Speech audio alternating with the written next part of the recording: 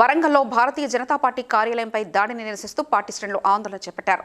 జిల్లా బీజేపీ అధ్యక్షుడు గంటా రవి ఆధ్వర్యంలో చంద్రకాంతయ్య కూడలి వద్ద ధర్నా నిర్వహించి అనంతరం రాష్ట్ర ప్రభుత్వ దిష్టిబొమ్మను దహనం చేశారు. బీజేపీ నాయకులపై అక్రమ కేసులు పెడుతున్నారని ఆరోపిస్తూ ప్రభుత్వ వైఫల్యాలను ప్రజల్లోకి తీసుకెళ్తామని పేర్కొన్నారు. ఈ రేవంత్ రెడ్డి పాలన మనందరం చూస్తున్నాం.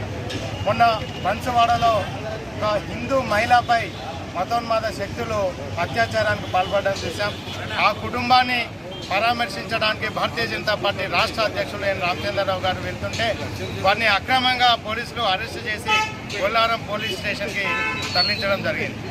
అదేవిధంగా కామారెడ్డిలో కాంగ్రెస్ నాయకుడు భూ కబ్జాలు షబీర్ అలీ ఏ విధంగా చేశాడు, ఏ సర్వే నెంబర్లో ఎన్ని ఎకరాలు భూ కబ్జాలు చేశారో అక్కడి భారతీయ జనతా పార్టీ కల్పించిన హక్కులను, ప్రజాస్వామ్య హక్కులను హరిస్తూ వాటిని దక్కకుండా తెలంగాణ పోలీస్ వ్యవస్థను దుర్వినియోగం చేస్తూ